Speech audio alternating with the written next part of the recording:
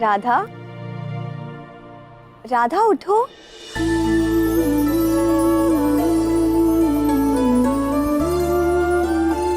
आज बहुत समय के पश्चात चिंता मुक्त होकर निद्रा ग्रहण की है। अधिक समय तक निद्रा, अर्थात अब तुम निश्चिंत हो। इस वन की सुंदरता निहार रही थी, बहुत आनंद आया। देखो कितनी प्रसन्न हूं मैं। हमारा वन में आना सफल हुआ। कितनी कितनी चिंतित और दुखी थी ना तुम।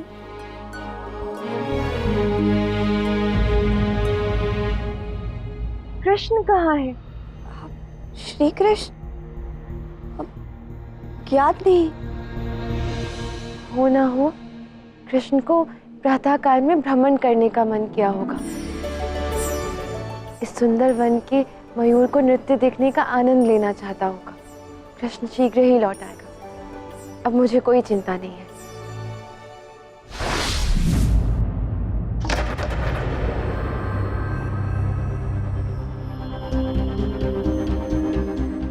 इस निर्जन वन में बाण कौन चला रहा है?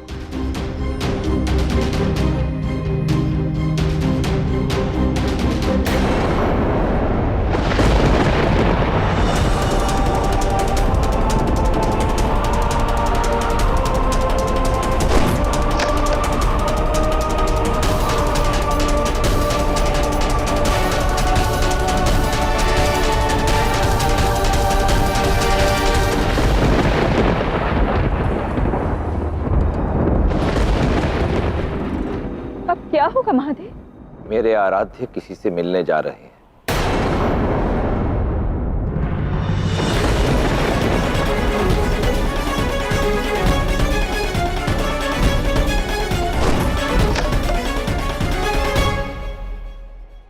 क्या ये वही है? जरा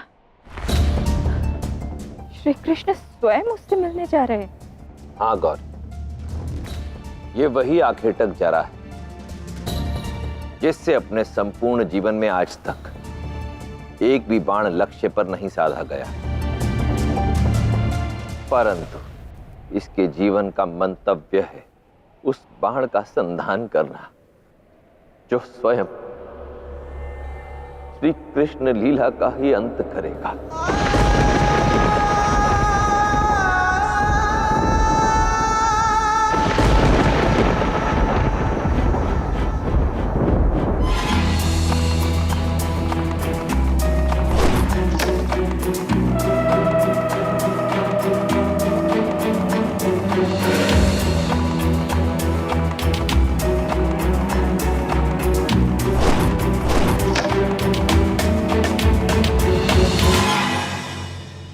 क्या खड़े खड़े देख रहे हो? मुझे लज्जित करना चाहते हो कि मैं बाण संधान नहीं कर सकता? जाओ यहां से।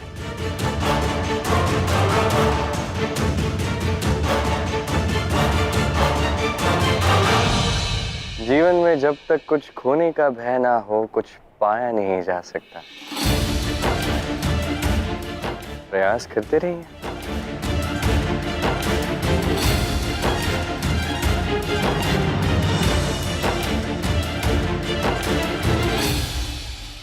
उचित कहा।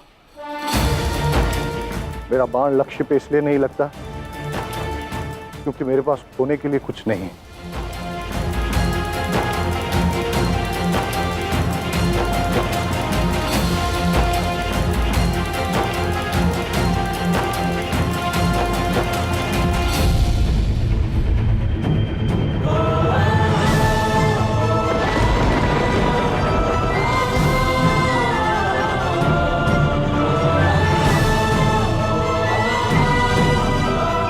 अब मैं इस मूल्यवान मुद्रिका को दांव पे लगा देता हूं।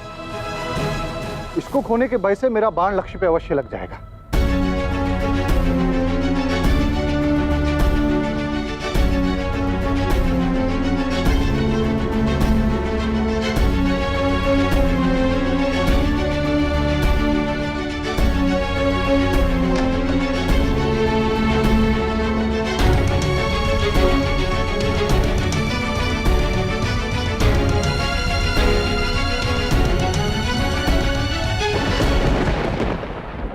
एक क्षण अखेटक।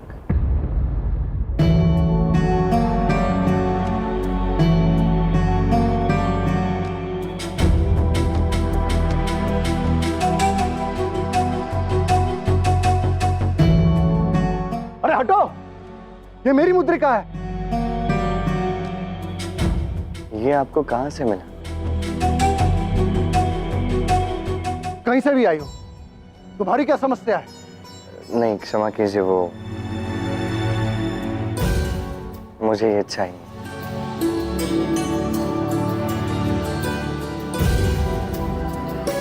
देखकर ही ज्ञात होता है किसी ने किसी को बड़े प्रेम से भेंट दी।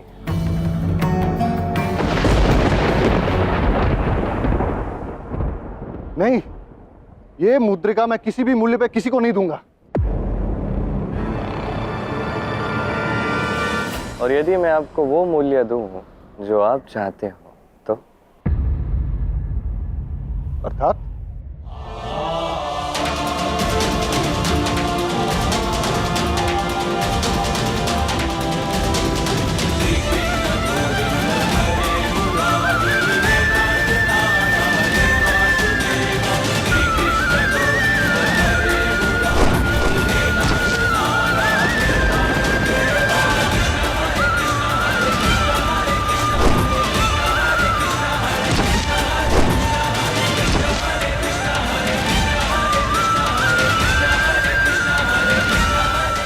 तुम्हारा आखेट, लक्ष्य संधान, धनुर्विद्या कुछ ऐसी कि तुम बस किसी भी वृक्ष के किसी भी पत्ते को सोचकर बाण चला और वो बाण जाके उस पत्ते को दो भागों में विभाजित कर देगा।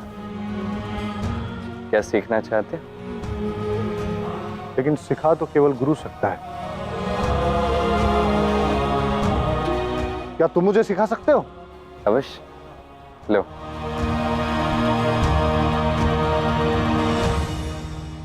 चलो एक छोटा सा प्रमाण तुम्हें देते हैं।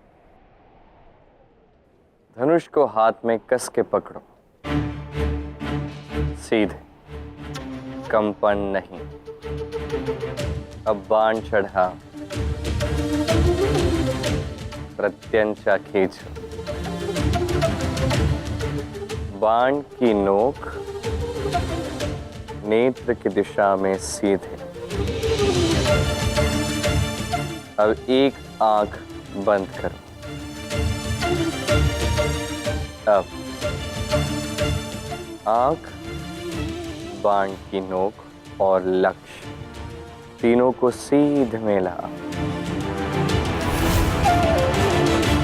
कुछ इस प्रकार कि ना बाण दिखे ना नोक, केवल और केवल लक्ष्य तुम्हें दिखे।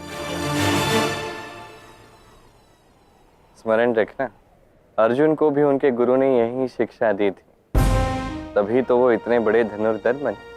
कहाँ अर्जुन और कहाँ मैं? अर्जुन भी इसी भूमि पर और तुम भी। बस अपना कर्म करो, प्रयास करते रहो, वो सब कर पाओगे जो अर्जुन कर पाता है। 1 2 3 बाण संधान।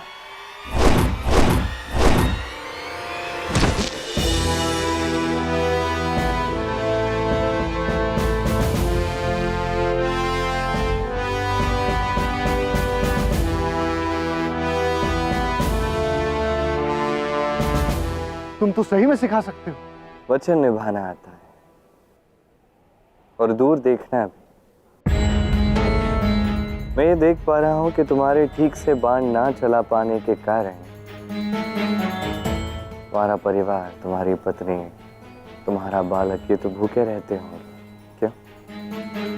अगर बच्चे से प्रेम करते ना तो दोनों आंखों से आंसू न टपकाते, दोनों हाथ में भोजन लेकर आते तुम। मुझे नहीं पता कि तुम कौन हो, पर तुम सत्य कह रहे हो। लोग हंसते हैं मुझ पे। और एक बात मैं और बता दूं, मैं बड़ा ही निर्धन हूं। मेरे पास तुम्हें गुरु दक्षिणा में देने के लिए कुछ भी नहीं। नहीं, वो मुद्रिका मेरे लिए पर्याप्त है गुरु दक्षिणा के रूप में। वैसे मैंने सुना है कि द्वारका में तो कोई भी निर्धन नहीं है, क्यों? कहानी और सत्य में अंतर होता है। धन को लेकर द्वारका में भी भेदभाव है। ऐसी बात है? तुमने कभी सोचा कि ये बात द्वारकाधीश को बतानी चाहिए? अब तक तुमने ये बात उन्हें बताई? द्वारकाधीश तक हम लोग पहुंच कहां पाते हैं? बहुत बड़े बड़े लोग हैं बीच में।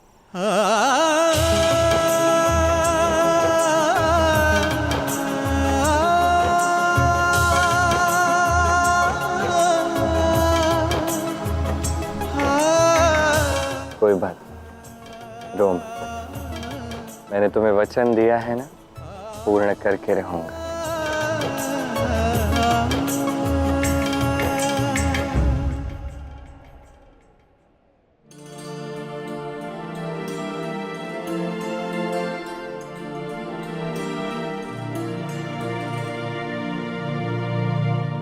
लेकिन तुम अपना वचन तोड़ोगे तो नहीं? नेत्र बंद करके विश्वास करो, नहीं तोड़ूंगा। वैसे अभी तो मुझे कहीं जाना होगा। आज जो मैंने सिखाया है उसका अभ्यास करना, उसे स्मरण रखना। जब तक केवल सोचकर किसी वृक्ष के पत्ते को तुम बाण से 2 भागों में विभाजित नहीं करते, तब तक मैं तुम्हें सिखाऊंगा। ये अच्युत का वचन है।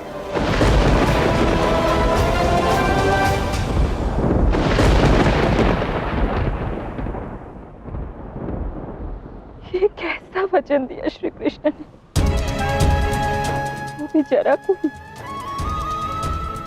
कि उसका कभी कोई लक्ष्य नहीं झुकेगा। जिसे कुछ नहीं आता है उसको सब कुछ सिखाने का वचन दे दिया,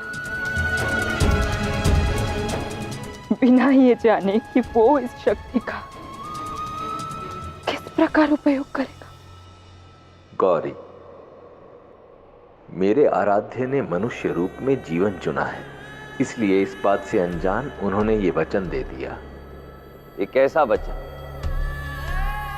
जो आगे जाकर उन्हीं के अंत का अस्त्र बनेगा। तुम्हारा नाम अच्युत है?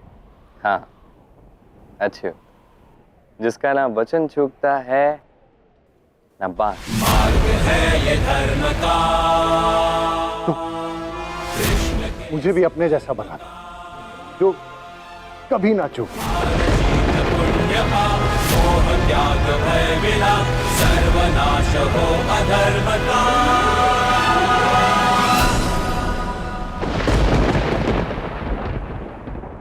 श्री कृष्ण अब तक नहीं आए, जाने का समय हो गया है। आ जाएंगे। देखो ना, अब तक तुम चिंतित थी, अब मैं हूं।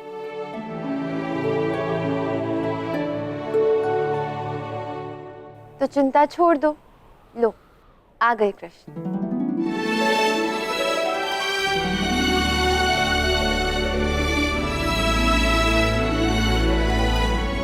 श्री कृष्ण, इतनी देर क्यों हो गई? राधा के लिए एक विशेष भेंट की व्यवस्था कर रहा था, तो थोड़ा समय लग गया। अच्छा, ऐसी कौन सी विशेष भेंट है? देखना चाहती हो?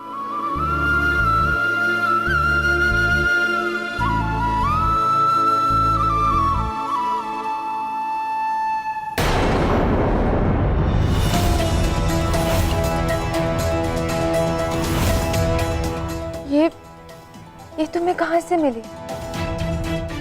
कदाचित तुम रात्रि में कहीं भ्रमण करने गई थी, तो कदाचित कहीं गिर गई, मुझे मिल गई, तो मैंने सोचा मैं राधा को पुनः लौटा देता। तुमने मेरी भेंट का विशेष ध्यान नहीं रखा राधा। सत्य बताओ कृष्ण, कहाँ से मिली ये? सब बताता हूँ, उससे पूर्व इसे इसके उचित स्थान पर तो पहुंचा दो।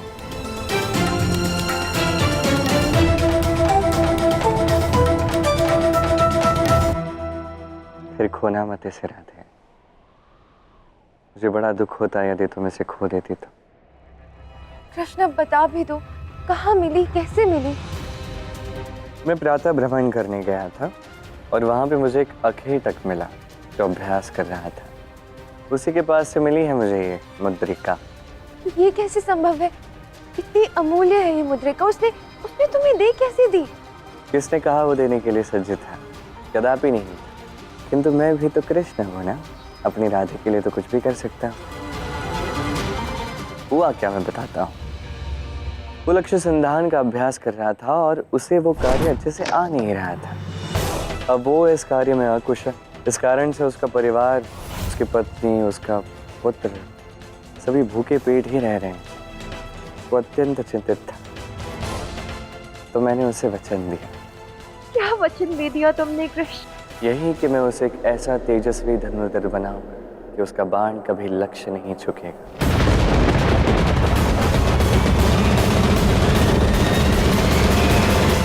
अब उसका परिवार भी सुखी रहेगा और तुम्हें भी तुम्हारी मुद्रिका मिल गई। बड़ा अच्छा लग रहा है मुझे।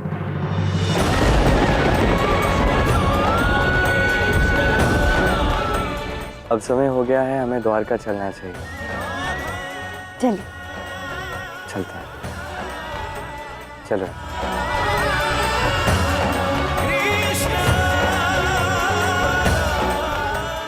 ऐसा क्यों किया तुमने कृष्ण?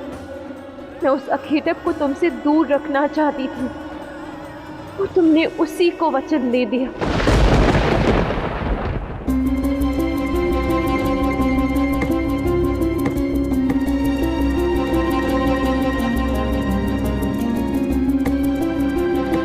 अरे मुझे गुरु मिल गया, मुझे गुरु मिल गया, सत्य कह रहा हूं।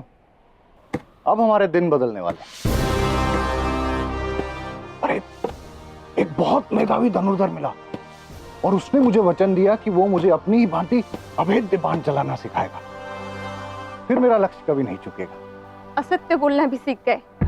कोई आधी रोटी तक भी नहीं देगा तुम्हें और इतना बड़ा वचन दे के चला गया। क्या दोगी गुरु दक्षिणा में? सूखी घास? गुरु दक्षिणा तो दे दी। क्या है तुम्हारे पास देने को गुरु दक्षिणा में? एक मुद्रिका थी, यही मिली थी। उस मुद्रिका में ना एक बड़ा ही मूल्यवान रत्न चढ़ा था, वो दे दी मैं। योग तो थे ही, अब मतिभ्रष्ट भी हो गई। मुद्रिका के बदले क्या मिलेगा तुम्हें? ज्ञान मिलेगा धनुर्विद्या का और उसके बदले मान मिलेगा। उससे बड़ा क्या है? बड़ी है भूख। ये देखो, लोगों के फेंके हुए धान उठाकर लाई हूँ। कूट रही हूँ ताकि बच्चे के पेट में कुछ दाना जा सके। जाओ, अभी जाके वो मुद्रिका लाओ। नहीं ला सकता। क्यों नहीं ला सकते? जानते भी नहीं हो वो कौन था? नहीं जानता, परंतु उसके स्वर से ऐसा लगता है कि वो असत्य कभी नहीं बोलेगा। बोलेगा नहीं, बोल गया तुम्हें, बना गया तुम्हें मूर्ख। जीवन की दशा बदलने का अवसर आया तो बुद्धि की दिशा बदल दी तुमने। वो मुद्रिका हमारी निर्धनता मिटा सकती थी। और मान, वो तो विद्या ही दिलाएगी। क्या आशा करना ही व्यर्थ है।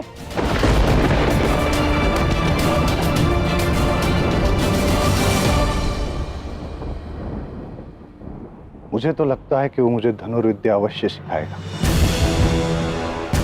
एक दिन बड़ा धनुर्धर बनूंगा मैं और ऐसा कोई बड़ा काम करूंगा कि संसार मुझे हमेशा के लिए स्मरण करेगा।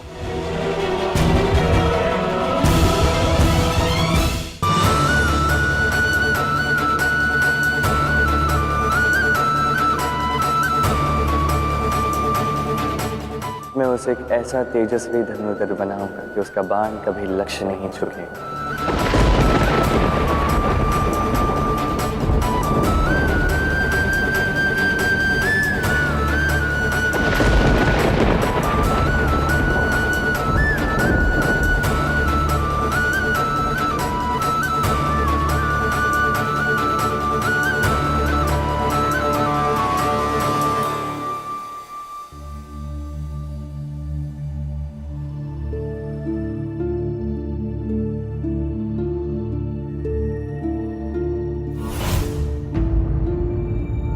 कहिए दाऊ, कुछ कहना चाहते हैं?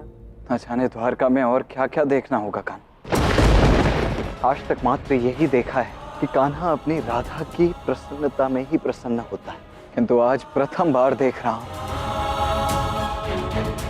कि राधा वहां दुखी है और कान्हा यहाँ स्वयं में लीन है। राधा दुखी? राधा जब से लौटी है तब से अपने कक्ष में ही है, उसने किसी से बात तक नहीं की है। का ये दुखी स्वभाव मुझे अत्यंत दुखी कर रहा है। इसके पीछे अवश्य कोई ना कोई कारण होगा। कान्हा, बताओ मुझे वहां वन में हुआ क्या है ऐसा? ऐसा कुछ नहीं हुआ था दाऊ। कुछ समय के लिए राधा थोड़ी दुखी थी, परंतु तत्पश्चात तो सब ठीक ही हो गया था। यदि सब ठीक था तो राधा अब दुखी क्यों है? कोई ना कोई कारण अवश्य है। कान्हा, बस मैं एक जरा नाम के व्यक्ति से मिला। ये जरा कौन? एक सीधा साधा भोला सा अखेटा।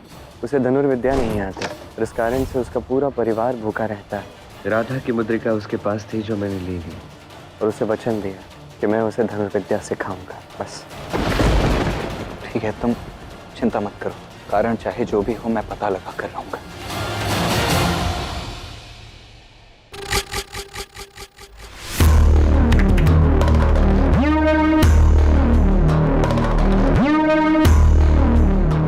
मुद्रिका, जरा, आखेटक,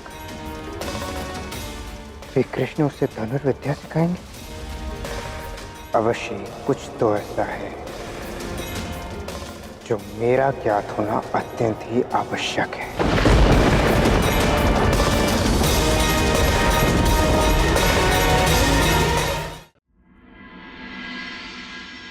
मैं जरा को एक ऐसा तेजस्वी धनुर्धर बनाऊंगा कि उसका बाण कभी लक्ष्य नहीं चुकेगा।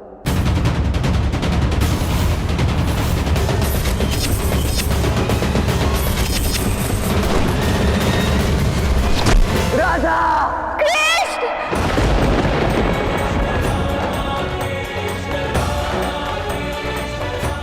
पुनः वही स्वप्न। क्यों कृष्ण, क्यों? कोई तो अर्थ होगा ना इसका। बार बार वही दुस्वप्न क्यों आ रहा है मुझे? तुम्हें जरा को वचन नहीं देना चाहिए था। चाहे कुछ भी हो जाए, मैं तुम्हें किसी भी प्रकार, किसी भी मूल्य पर वन में नहीं जाने दूंगी।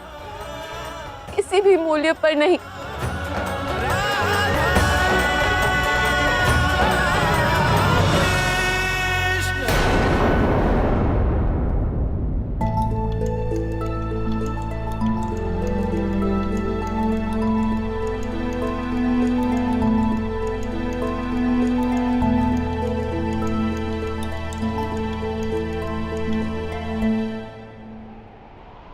इतनी शीघ्रता में कहाँ जा रही थी?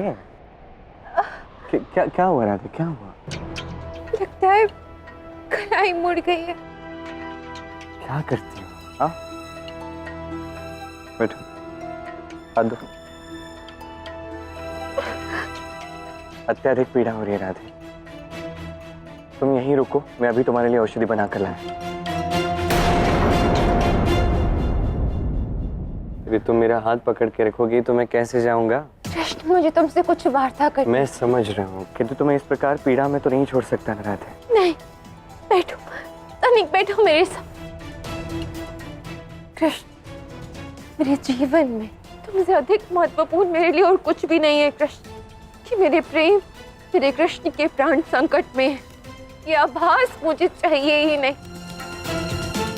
क्योंकि ये आभास ना सोने दे रहा है, ना जागने दे रहा है, ना खाने दे रहा है, ना पीने दे रहा है, ना ही उठने दे रहा है। कृष्ण, मैं समझ रहा हूँ, शांत हो जाओ। मुझे बताओ हुआ क्या है? जब से आई हो तुम दुखी हो रहा था।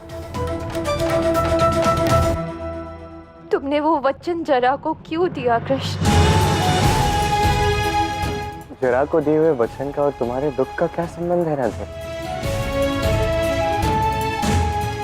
क्योंकि मैंने उसी का बाण वहां खड़ा देखा था, जहाँ तुम जल पी रहे थे कृष्ण। तब मुझे स्वप्न आया था कि वो बाण तुम्हें लगेगा कृष्ण। और फिर तुमने क्या किया? वो बाण वहां से निकाला जहाँ तुम जल पीने गए थे और जरा के घर को ढूंढने का प्रयास किया। मुझे लगा कि ये ऐसा तो नहीं कि जरा तुम्हें हानि पहुंचाने वाला है भविष्य में, इसलिए अपनी मुद्रिका वहां रख दी ताकि कभी उसे अखेट करने की या बांध चढ़ाने की आवश्यकता ही ना पड़े कृष्ण। और तुमने यही मुद्रिका लेकर उसे धनुर्विद्या सिखाने का वचन दे डाला। देखो राधा, शांत हो जाओ। ऐसा कुछ नहीं है, चिंता की कोई बात नहीं।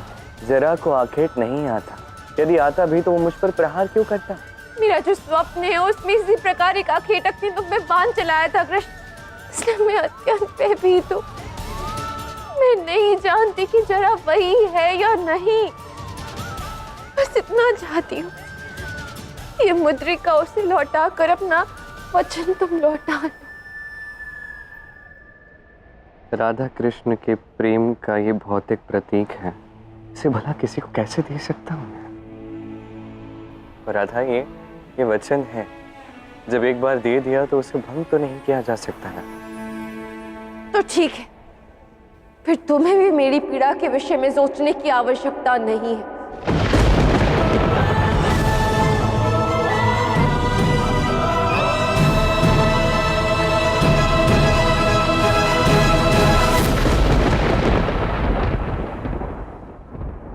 तुम्हें याद है राधा, जब हम अचानक टकराए मेरे मन में एक भय जागृत हो गया कि कहीं तुम गिर न जाओ, तुम्हें लग न जाए।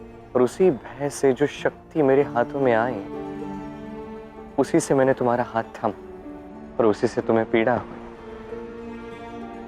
बस यही हो रहा है राधा। प्रेमी अपनी आसक्ति के कारण अनजाने में अपने ही प्रेमी को पीड़ा पहुंचा देता है, और यही तुमसे हो रहा है। मुझे बचाना चाहती हो, पर अनजाने में तुम ही मुझे पीड़ा की ओर ले जा रही हो राधा।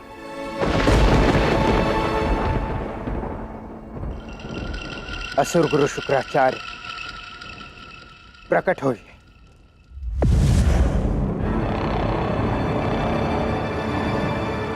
क्या पता किया तुमने साम? गुरुदेव, कोई जरा नामक आखेटक है उस वन में। राधा की मुद्रिका के बदले पिताश्री ने उसे धनुर्विद्या सिखाने का वचन दिया है, किंतु मुझे समझ नहीं आ रहा है उस आखेटक के पास राधा की मुद्रिका आई कैसे, और पिताश्री ने उसे वचन क्यों दिया है? मैं इतना जानता हूं कि उस वन में कृष्ण की मृत्यु हो सकती है, और यदि वहां कोई और नहीं, केवल जरा ही कृष्ण को मिला था और राधा की मुद्रिका उसको मिली है, तो इसका अर्थ यह है कि जरा का कृष्ण की लीला से गहन संबंध है। कर्मा ही अगले कर्म को आकर्षित करता है। अवश्य ही कृष्ण का कोई ऐसा कर्म है जिससे वो उसको मिला है। याद करो साम उस जरा का इतिहास, फिर मैं अपनी शक्ति का प्रयोग करके उसका भविष्य जानूंगा। अवश्य गुरुदेव। राधा, तो तुमने मुझे वन में ही इस आखेटक जरा के विषय में क्यों नहीं बताया? क्योंकि मुझे लगा कि मैंने सब ठीक कर दिया है, किंतु कृष्ण ने वहां जाकर सब उलट कर दिया। धनुर्विद्या सिखाने का वचन दिया उसे। राधा देखो, मुझे नहीं लगता कि हमें इस विषय में इतना भयभीत होने की आवश्यकता है। नहीं रुक्मिणी, मुझे ऐसा आभास हो रहा है कि उस जरा की कोई ना कोई भूमिका अवश्य है कृष्ण के अंत में। कृष्ण मेरी एक नहीं सुन रहा है रुक्मिणी। देखो, यदि हम दोनों मिलकर कृष्ण पे दबाव डालेंगे ना, तो अवश्य सुनेगा। उसे मानना ही होगा, हमें ये करना ही होगा रुक्मिणी। हाँ हाँ ठीक है राधा, तुम शांत हो जाओ, मैं प्रयास करूंगी। केवल प्रयास नहीं रुक्मिणी, तुम्हें ये सुनिश्चित करना होगा। मैं नहीं जानती कि तुम कैसे करोगी, क्या कहोगी, कौन सी शपथ लोगी या क्या वचन दिलवाओगी, किंतु तुम्हें उसे जरा को धनुर्विद्या देने से रोकना होगा। उसे वचन तोड़ने पर विवश करना होगा। मेरे लिए, तुम्हारे लिए, हमारे लिए रुक्मिणी।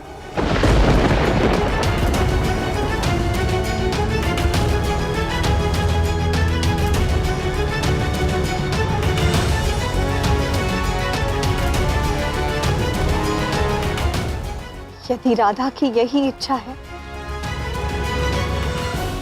तो श्री कृष्ण को जरा को दिया वचन तोड़ना ही होगा।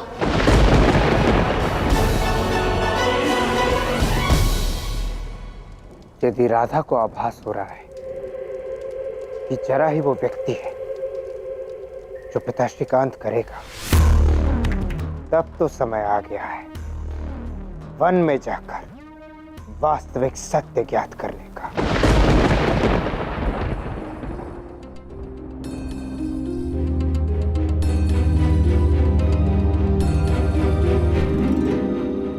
श्री कृष्ण। रुक्मिणी, तुम आ गई? अच्छा हुआ, मैं तुमसे ही मिलने आ रहा था। क्यों, क्या हुआ? राधा के विषय में बात करनी थी। जब से वो वन से लौटी है वो बड़ी ही चिंतित है। मैं चाहता हूँ कि तुम उससे एक बार बात करो, उसे एक बार समझो। मैं स्वयं आपसे इसी विषय में बात करने आई हूँ। श्री कृष्ण, राधा ने मुझे अपने स्वप्न के विषय में बताया। यदि आप राधा से इतना प्रेम करते हैं तो उसके लिए एक वचन नहीं तोड़ेंगे आप? समझने का प्रयास करो रुक्मिणी। वो एक स्वप्न है। स्वप्न को लेके सत्य में दिया हुआ वचन मैं भला कैसे तोड़ सकता? किंतु यदि राधा कह रही है तो अवश्य ही कोई ना कोई विशेष कारण होगा ना? रुक्मिणी, जो तुम देख रही हो वो भय और भ्रम का परिणाम है, और मैं चाहता हूँ तुम सत्य का साथ दो रुक्मिणी। यही उचित होगा। तुम राधा को समझाने का प्रयास करो और इस भय और इस भ्रम को निकालने में मेरी सहायता करो।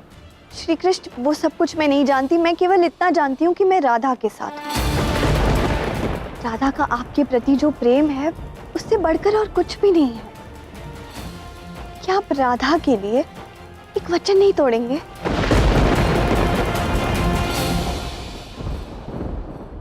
कहिए श्री कृष्ण। नहीं तोड़ सकता रुक्मिणी। तो मेरे लिए सही। समझने का प्रयास करो रुक्मिणी। मैं भय और भ्रम का साथ नहीं दे सकता। मैं इस स्वप्न को बढ़ावा नहीं दे सकता।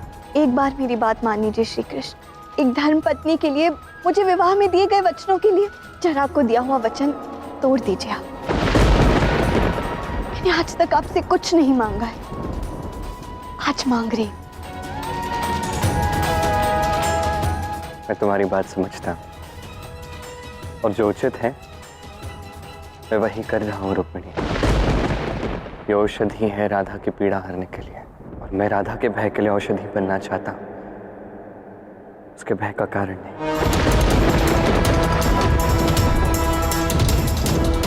मैंने कभी नहीं सोचा था कि आप मेरी एक साधारण सी मांग भी पूर्ण नहीं करेंगे श्री कृष्ण।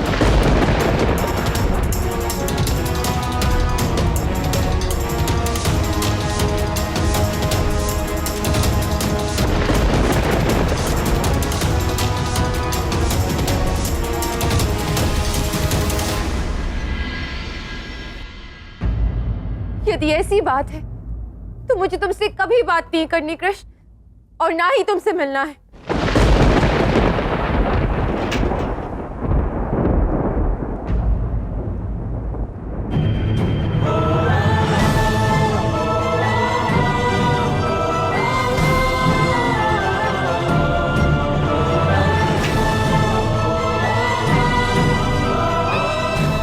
चले जाओ। मैं जानता हूँ तुम मुझसे बात नहीं करना चाहती, पर औषधि तो लगा दो राधे। कोई आवश्यकता नहीं। मेरे हृदय को इतनी ठेस पहुंचाई है तुमने, उसका तो कुछ कर नहीं रहे। हाथ के लिए औषधि ले आए हो, क्या होगा इससे? मैं वही कर रहा हूँ जो मेरे वश में है राधे, पर तुम उचित नहीं कर रही। रुक्मिणी को इस प्रकार आग्रह करके भेजना उचित नहीं था। अच्छा, तो तुमने रुक्मिणी को ठेस पहुंचाई, क्या वो उचित थी? ना मेरे लिए ना रुक्मिणी के लिए, किसी के लिए एक छोटा सा वचन नहीं भूल सकते तुम। कारण बताऊंगा, पहले औषधि लगानी होगी। अधिक चिंता ना दिखाओ, मैं जानती हूँ तुम्हारे मन में कोई चिंता नहीं है। यदि उत्तर चाहिए तो औषधि लगानी ही होगी।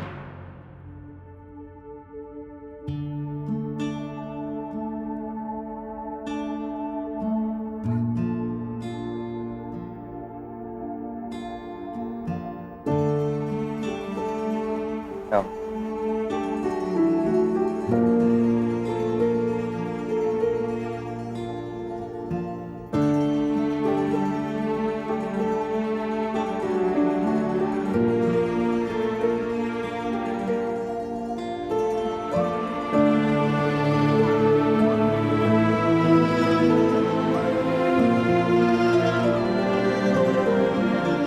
यदि तुम रुक्मिणी से अनुचित मांग रखने के लिए नहीं कहती तो उसे कभी ठेस ही नहीं पहुंचती राधा।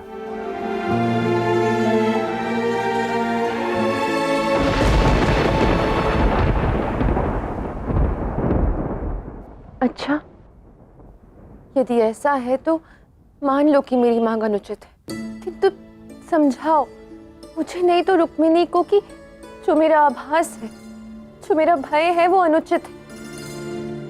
यदि रुक्मिणी मान गई तो बहुमत तुम्हारा, मैं कुछ नहीं कहूंगी। यदि ऐसा है तो ऐसा ही सही। अब जिस प्रकार तुम्हारे हाथों पर औषधि लगाई थी, तुम्हारे हृदय पे भी औषधि लगेगी और तुम्हारी पीड़ा का भी अंत मैं अब करूंगा राधे। ऐसा नहीं हो पाएगा कृष्ण, तुम रुक्मिणी को कभी नहीं समझा पाओगे। प्रयास करके देख लो, और यदि वो नहीं मानी तो तुम्हें अपना वचन तोड़ना होगा। तुम समझ क्यों नहीं रही हो राधा? क्यों नहीं समझ रही कि जो कार्य कर रही हो भ्रम और भय के आवेश में आके कर रही है? मैं जो करने का प्रयास कर रहा हूँ उसके पीछे का मंतव्य क्यों नहीं समझती तुम? तुम्हें यदि मेरी बात नहीं माननी है तो वही सही, किंतु मैं अब सत्य का मार्ग प्रकाशित करूंगा और रुक्मिणी अब सत्य का साथ देगी।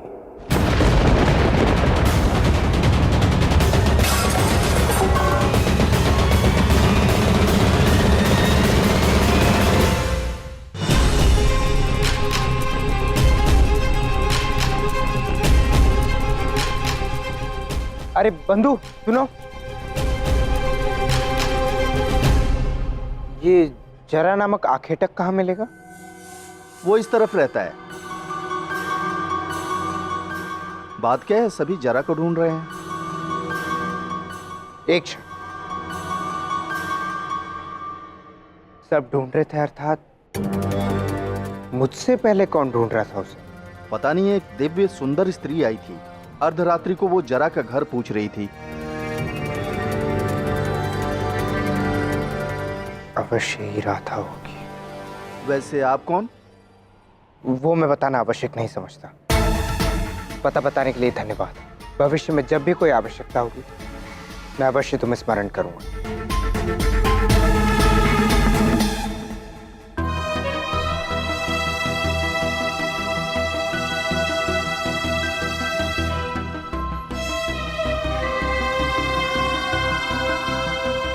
इसलिए रो रही हो रुक्मिणी क्योंकि मैंने तुम्हारी बात नहीं मानी? आपने ना ही अपनी धर्मपत्नी की इच्छा का मान रखा और ना ही उसे दिए वचनों का। रोना तो आएगा ही ना। तो तुम बस इतना चाहती हो कि मैं अपना वचन तोड़ दूं।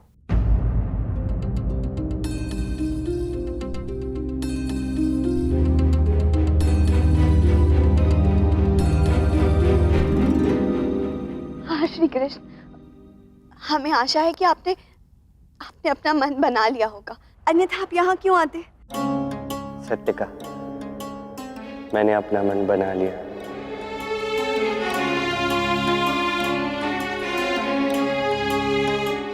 मैंने निर्णय ले लिया कि जिन वचनों की दुहाई देकर तुम मुझे बांधना चाहती हो उन सभी वचनों से आज मैं तुम्हें मुक्त करता हूं रुक्मिणी।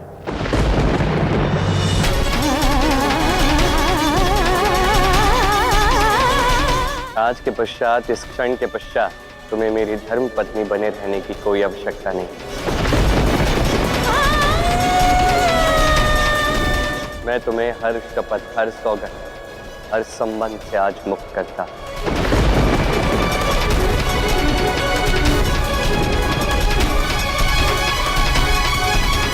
कृष्ण, ये क्या कर रहे हो? क्या कह दिया ये? एक पल में वर्षों के संबंध, विवाह के वचन, सब कुछ तोड़ दिया। कृष्ण, अभी इस क्षण अपने शब्द पुनः लौटा लो। कदापि नहीं, मैं अपने शब्द पुनः नहीं लौटाऊंगा।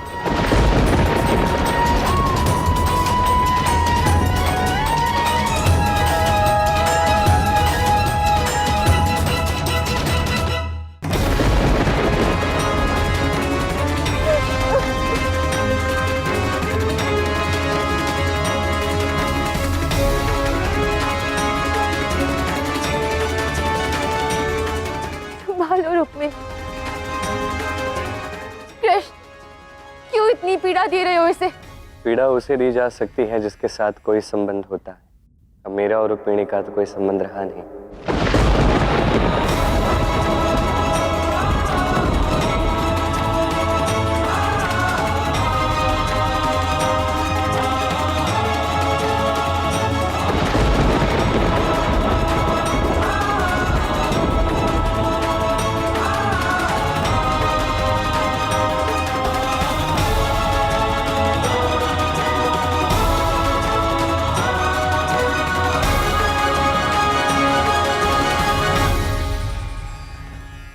तो मुझे यहाँ से जाने की आज्ञा दीजिए। जब श्री कृष्ण से ही कोई नाता नहीं, तो द्वारिका से क्या नाता है?